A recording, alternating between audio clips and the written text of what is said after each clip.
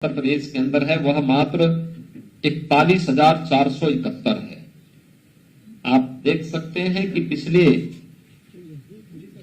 यानी 60,000 से अधिक मामले कम हुए हैं पिछले 15 दिन के अंदर। देश के अंदर सर्वाधिक कोविड टेस्ट करने वाला राज्य उत्तर प्रदेश है।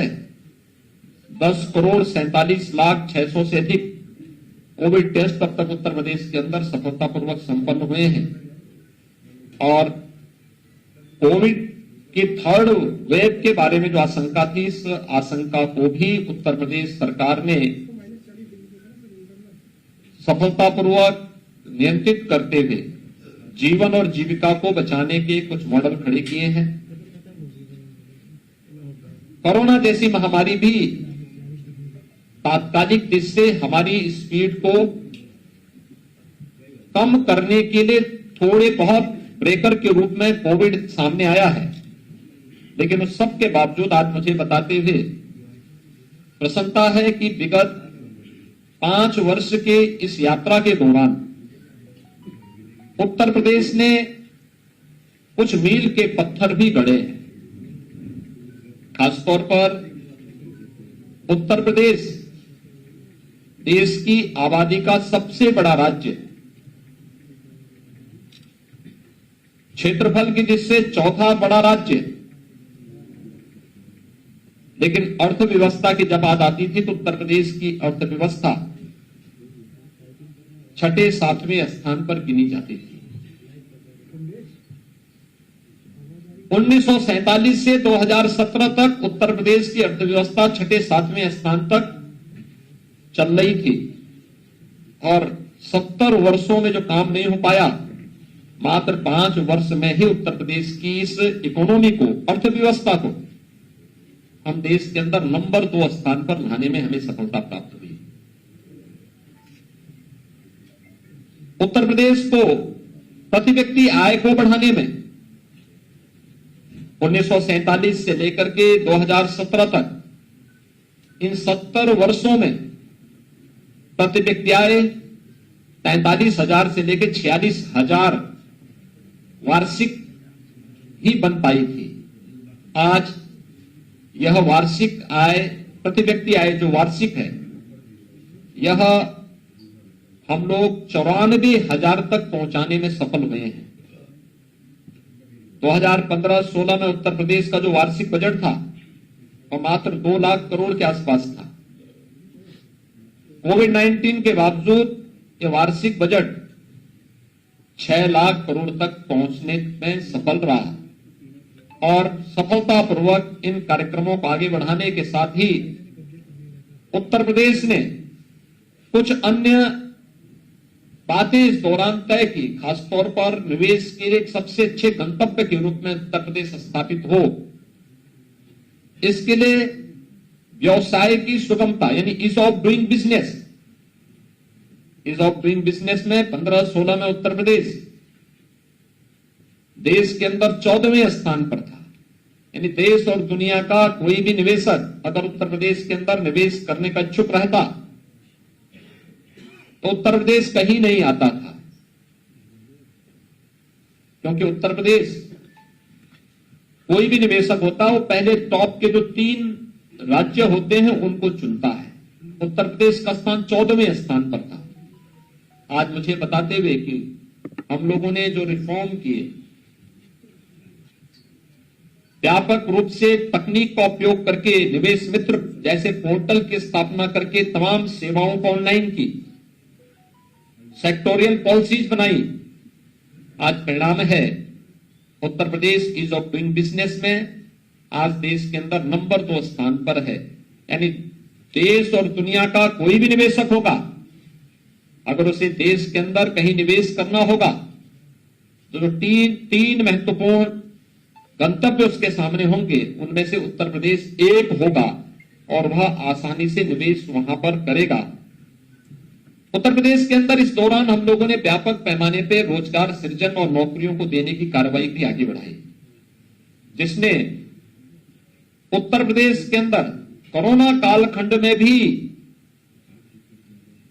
दुनिया के अंदर हर एक जगह अर्थव्यवस्था पर बहुत बुरी असर पड़े, रोजगार पर विपरीत असर पड़ा। उत्तर प्रदेश पहला राज्य था जिसने स्किल मैपिंग की हर एक प्रवासी कामगार और श्रमिक की। हम अपना सीडी रेशो बढ़ाने में सफल रहे। जिस राज्य में बैंकों में जमा जमा प्रदेश की पूंजी के अनुपात में 41% लोग ही लोन ले पाते थे, उस राज्य में यह बढ़कर के लगभग 57 से 60% तक पहुंचा है। सीडी रेशो को हमने बढ़ाया। एमएसएमई सेक्टर में व्यापक पैमाने पर लोन उपलब्ध करवाया, ट्रेनिंग के कार्यक्रम चलाए, तकनीक को बढ़ाया।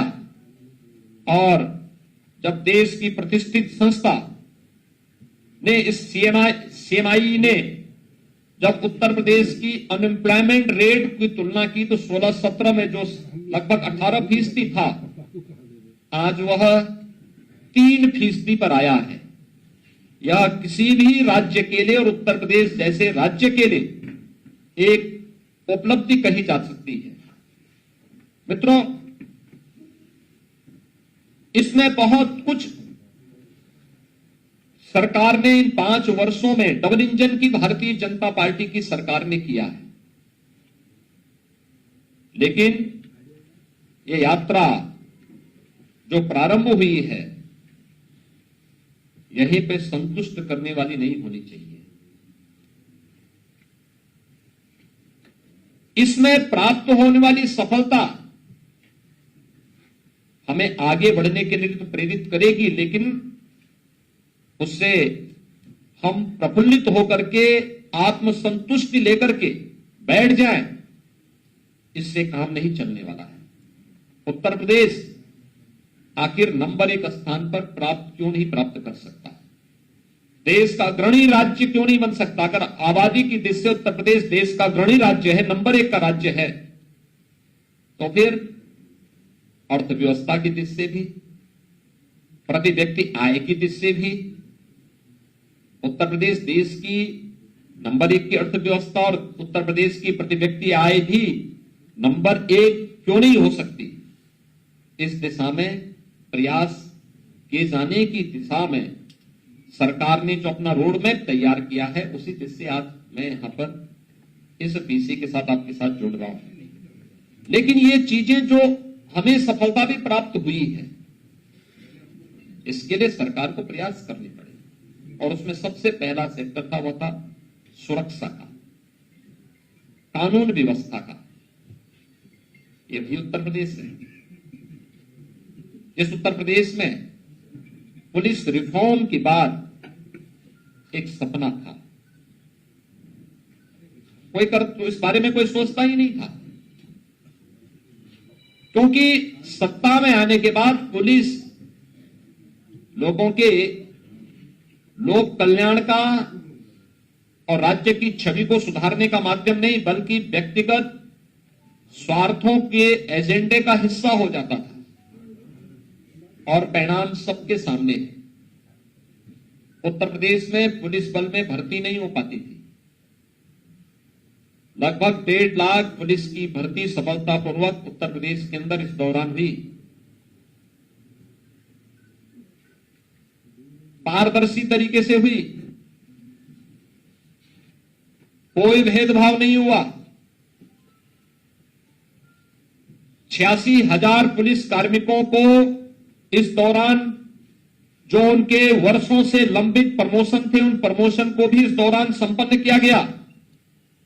और प्रदेश के अंदर जिस भर्ती पर उच्च न्यायालय ने रोक लगाई थी, इन सबको, उन सभी कमियों को दूर करते हुए पारदर्शी और ईमानदार भर्ती की प्रक्रिया के माध्यम से हमने इन कार्यक्रमों को संपन्न किया। पुलिस के आधुनिकीकरण की दिशा में प्रयास किए। पुलिस वेल इक्विप्ड हो, तकनीक से भरपूर हो और हम उसे अत्याधुनिक सुविधाओं से युक्त कर सकें। पुलिस लाइन नहीं थी, बहुत सारी जगह थाने के भवन नहीं थे, उनके पास साधन नहीं थे। उत्तर प्रदेश जैसे बड़े राज्य में पुलिस में भारी संख्या में भर्ती नहीं हो पा रही थी, प्रमोशन नहीं हो पा रहे थे, तकनीक का दूर दूर से संबंध नहीं रह गया था। अगर मैं साइबर पुलिसिंग की बात करूं तो उत्तर प्रदेश जैसे राज्य में 75 जनपद हैं, लेकिन साइबर थाने मात्र 2 थे। एफएसएल की कोई लैब नहीं थी।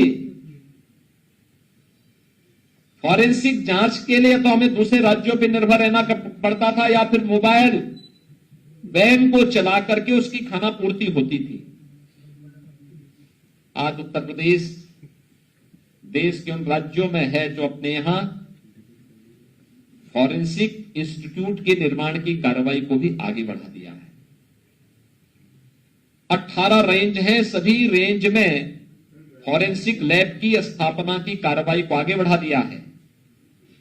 6 फॉरेंसिक लैब हमने क्रियाशील कर दी हैं और इस कार्रवाई को तेजी के साथ आगे बढ़ाते हुए जब महिला सशक्तिकरण की बात होती है, 1947 से लेकर के 2017 तक उत्तर प्रदेश पुलिस बल जो देश के सिविल पुलिस का सबसे बड़ा बल है, इसमें महिला पुलिस कार्मिक मात्र 10 यानी जितनी थी आज उसके ठीक 3 गुना है।